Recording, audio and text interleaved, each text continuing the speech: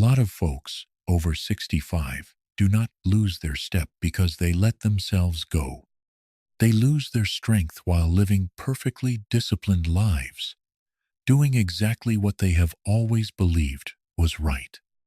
You wake up at the same time every morning. You eat the same sensible breakfast. You keep your house in order, and you handle your own business. You take immense pride in the fact that you are not a burden to anyone. And honestly, that exact pride is where the trouble quietly begins. There is a very specific danger that comes with having decades of life experience. You start to trust your old routines so much that you stop listening to what your body is trying to tell you right now. Today, we are going to walk through 10 daily choices you are probably making. These are things you do because they worked for you 10 or 20 years ago. But the reality is, the rules of your own biology have shifted while you were busy living your life. You do not need a medical degree to fix this. You just need to be willing to look at your everyday habits through a slightly different lens. Let us talk about the things you need to adjust today so you can keep your independence tomorrow. Think about the last time you went to the grocery store or the garden center. You bought a heavy bag of dog food or a large bag of potting soil. The young person at the register asked if you needed help carrying it out to your car. Chances are you smiled politely and said, "No, thank you, I have got it." You grabbed that heavy bag and you carried it out yourself. You did it to prove a point to yourself. You did it because you have always carried your own bags. This is the very first trap so many people fall into. We confuse physical stubbornness with true independence. When we are younger, we treat our bodies like a bank account with unlimited funds. If you pull a muscle lifting something awkward, it hurts for a couple of days, and then it is gone. But when you cross into your late 60s and beyond, the healing process fundamentally changes. A strained lower back or a pulled shoulder does not just ruin your weekend anymore. It can force you to sit still for a month. And sitting still is the absolute worst thing for an aging body. When you refuse small pieces of help to protect your pride, you are actually risking the very independence you are trying to defend.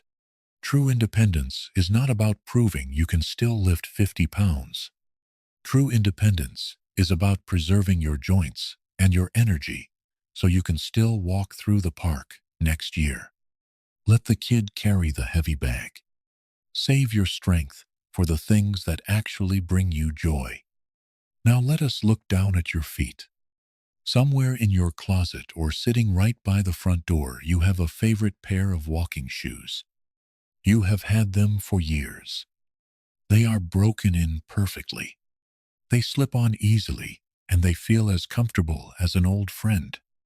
Wearing those old faithful shoes is the second quiet mistake that is slowly wearing you down.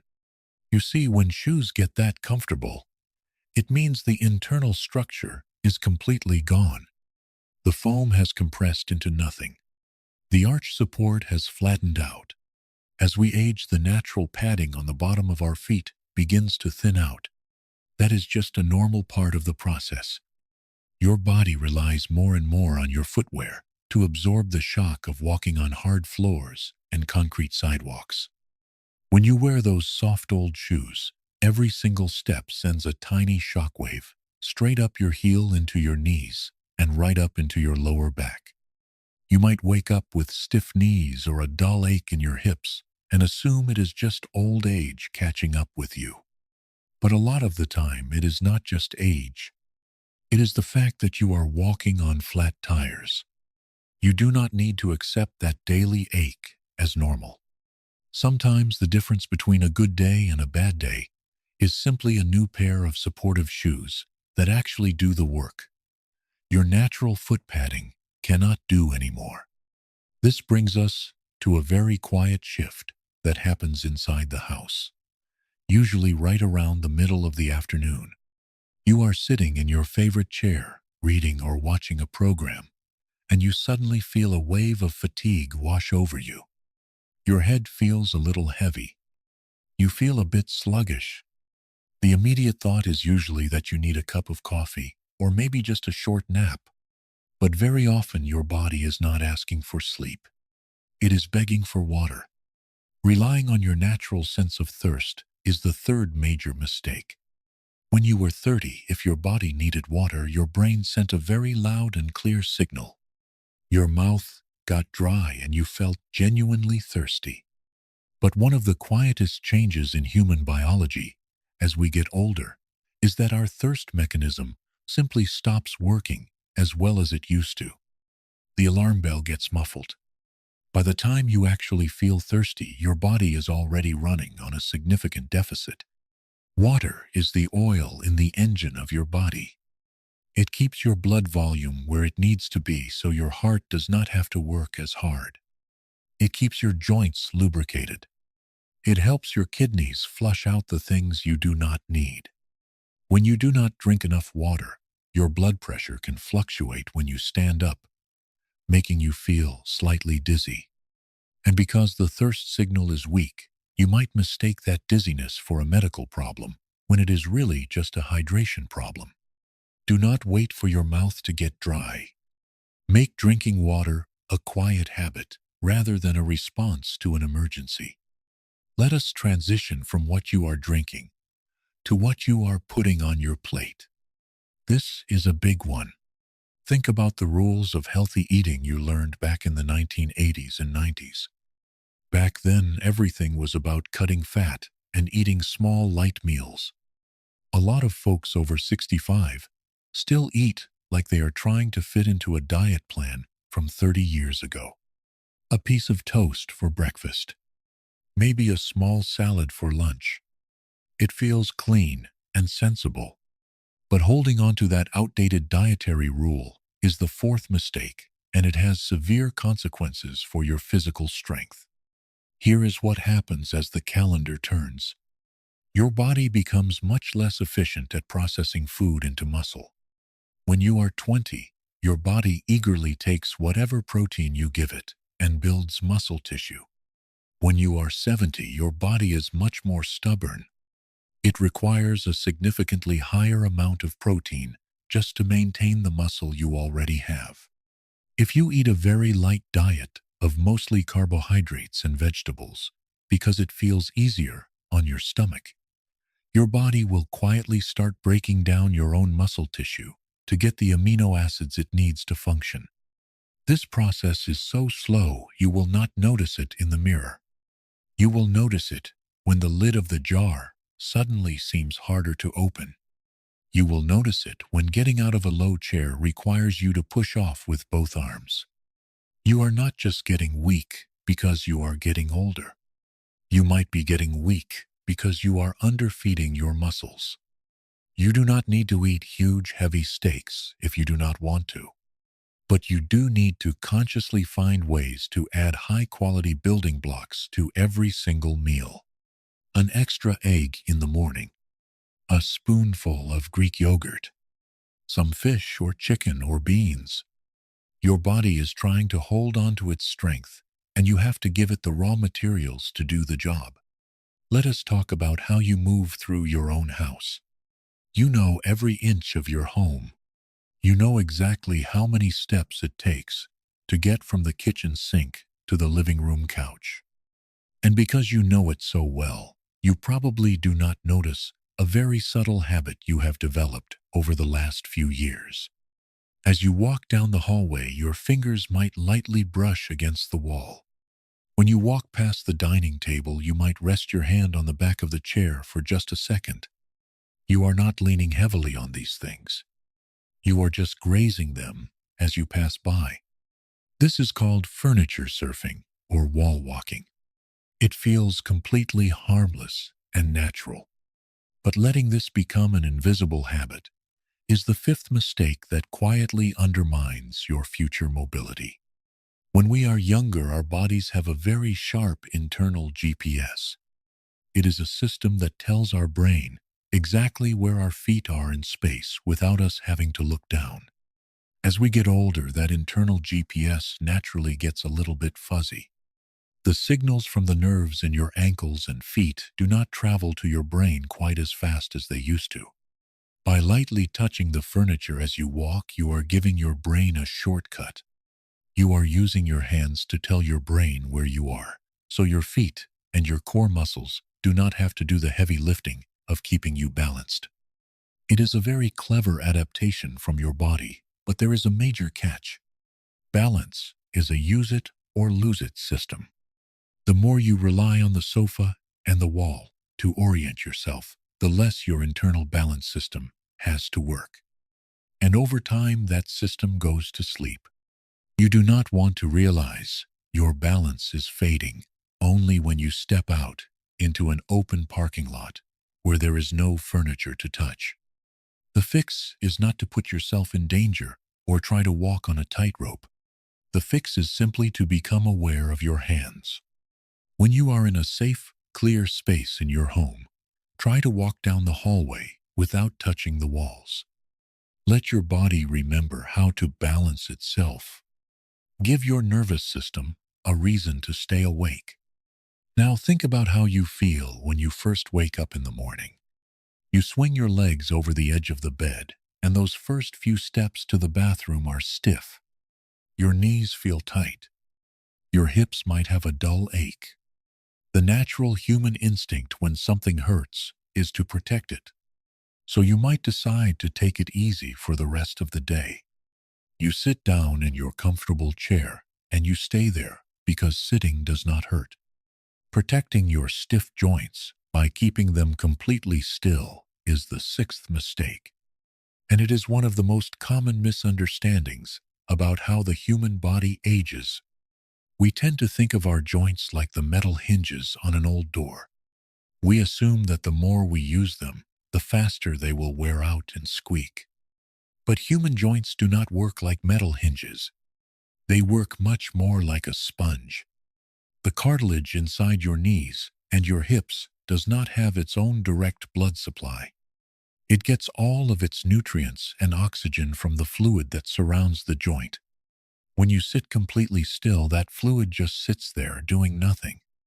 But when you stand up and walk, when you bend your knees and move your hips, the pressure squeezes that cartilage, just like a sponge. It pushes the old waste out and pulls the fresh, nourishing fluid in. When you choose to sit in a chair all day to protect a stiff knee, you are actually starving that joint of the exact nutrients it needs to feel better. Movement is the medicine. You do not need to go run a marathon or join a high-intensity gym class, but you do need to understand that a little bit of morning stiffness is not a stop sign. It is usually a signal that the joint needs to be lubricated through gentle, steady movement. A 10-minute walk around the block might feel stiff for the first 2 minutes, but by minute 5, you will often find that the ache starts to fade. Do not let the morning stiffness trick you into sitting still all day. This brings us to what happens at the end of the day when the house is quiet and the lights go out. A lot of folks over 65 hold on to a very firm belief about how they are supposed to sleep. You remember your 30s and 40s when your head hit the pillow and you woke up 8 solid hours later feeling perfectly refreshed. Now you might find yourself waking up at 3 in the morning. You stare at the ceiling. You look at the glowing numbers on the clock. You start feeling deeply frustrated. You think something is fundamentally wrong with you.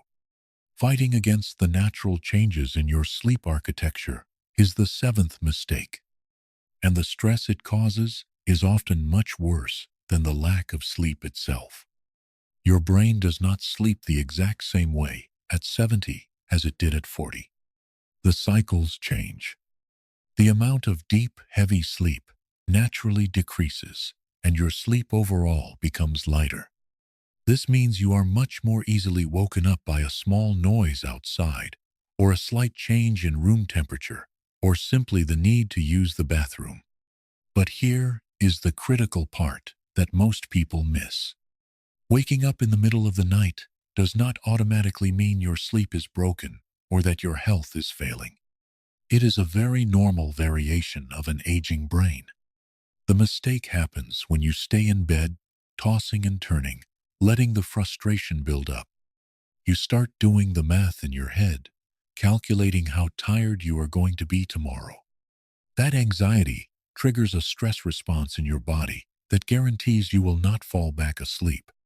If you wake up and you cannot drift off after 20 minutes, stop fighting the bed. Get up. Go to a dimly lit room. Read a book or listen to some quiet music until your eyelids feel heavy again. Stop comparing your sleep today to your sleep 30 years ago. Your body is doing the best it can with a new set of rules. Give yourself the grace to adapt to it instead of fighting a battle you cannot win. As we navigate these physical changes, there is another shift that happens much more quietly. It happens in the way we interact with the world around us. Think about the last time you were invited out to a busy restaurant with family or friends. The music was playing a little too loud. There were multiple conversations happening across the table. The clinking of silverware and the background chatter made it really hard to follow what the person next to you was saying.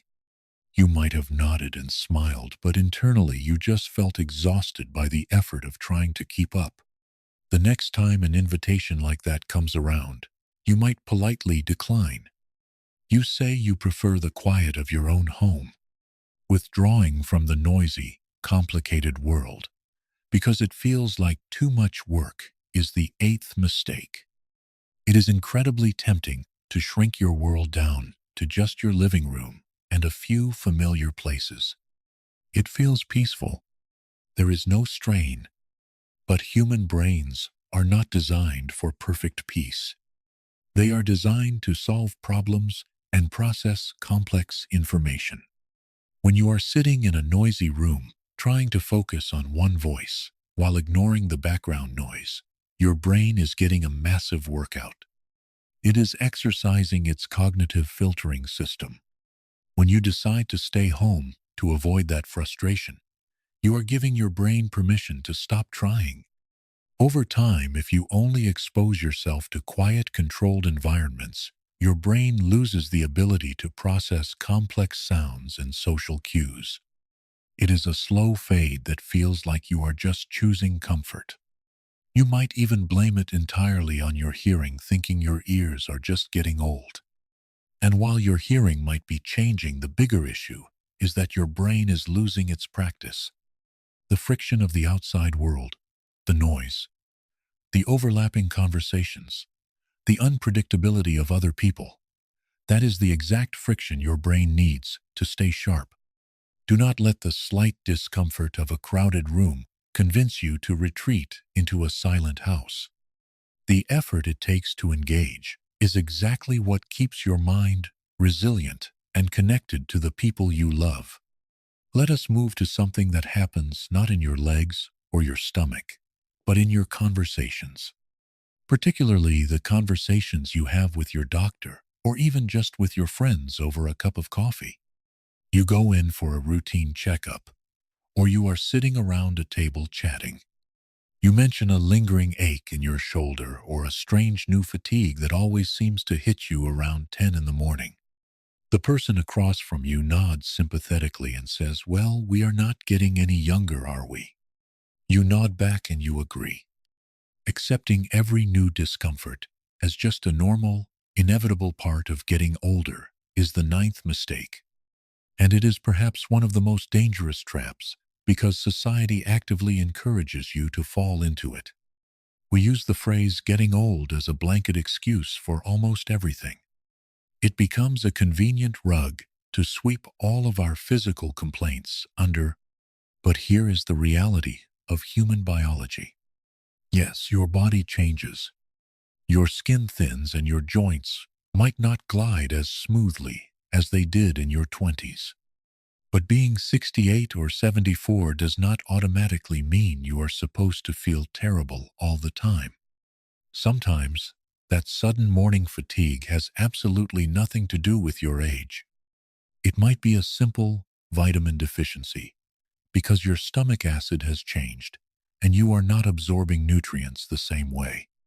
It might be a slight issue with your thyroid gland, which is very common and very easy to manage. Or it could simply be a side effect from a blood pressure medication you have been taking for 5 years. This is a piece of medical reality that rarely gets talked about in normal conversation.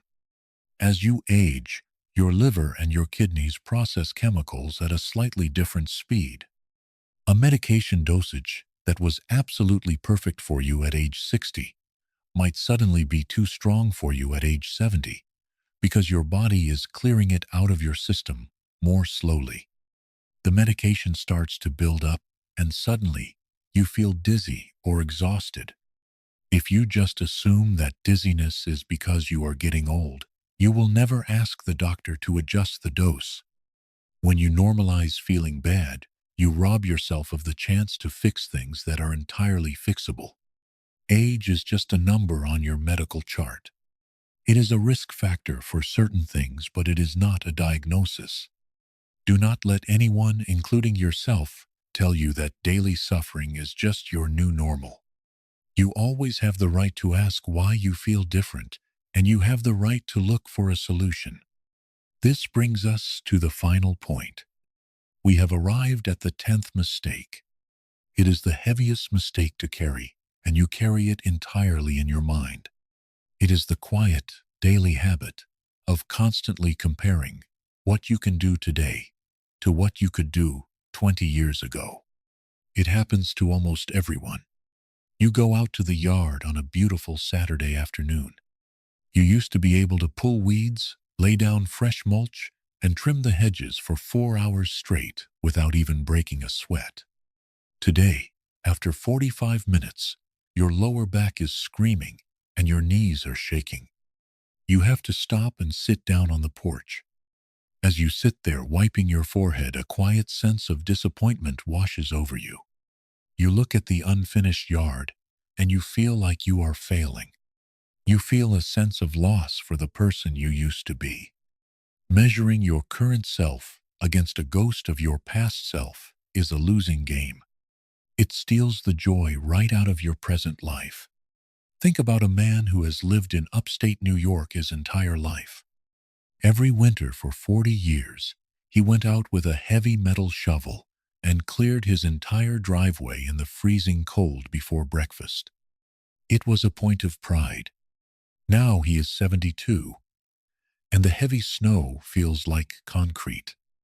If he insists on proving he is the same man he was at 40, he is going to go out there, push himself to the absolute limit, and potentially end up in the emergency room with a heart problem. Or he will spend 3 days in bed with a thrown-out back. But if he accepts the new terms of his biology, he does something different. He hires the teenager down the street to do the heavy shoveling. He puts on his boots and he goes out just to salt the porch and sweep the front steps. He still contributes. He still gets the fresh air. He just changes his role. Your body today is a different machine. It requires different pacing and different maintenance. Sitting down to rest after 45 minutes of gardening is not a failure. It is a necessary, intelligent adjustment. The people who age the best are not the ones who fight aggressively to remain 45 forever. That is a war of attrition that nobody wins. The people who age with the most grace and the most sustained strength are the ones who accept their new reality without bitterness. They do not stop doing the things they love. They just change how they do them. They buy a comfortable kneeling pad for the garden. They take breaks when they need to. They ask for a hand when a box is too heavy. They adapt. We have talked about a lot of things today. We talked about the danger of carrying heavy bags just to prove you still can. We talked about the hidden impact of wearing those old, comfortable shoes that offer no support. We discussed why you cannot trust your natural thirst anymore, and why your muscles desperately need more protein than they did in the 1980s. We looked at the subtle habit of touching the walls for balance, and the mistake of sitting perfectly still to protect a stiff joint. We covered the anxiety of waking up in the middle of the night and the temptation to hide from a noisy, complicated world. None of these adjustments require you to completely uproot your life. None of them require a massive overhaul or a rigid new medical regimen. They just require you to pause and pay a different kind of attention to yourself. You have spent decades taking care of other people. You have built a life, you have overcome hardships, and you have earned your pride. You have proven everything you ever needed to prove.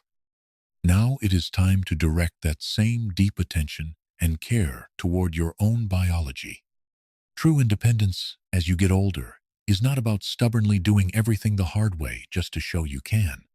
True independence is about making smart, gentle choices today so you can keep walking your own path tomorrow. Your body is not betraying you. It is not giving up on you. It is just asking for a different kind of partnership. It is asking for better shoes, more water, a little more protein, and a little more grace when things move slowly. If you can listen to those quiet requests, if you can let go of the old rules that no longer serve you, you will find that the years ahead are not just a slow fade. They are a new chapter. A chapter where you get to live fully, comfortably, and wisely in the body you have right now. Give yourself permission to adapt. Give yourself permission to let go of the past. Your life is happening right now, in this exact moment, and it is still a beautiful thing to experience.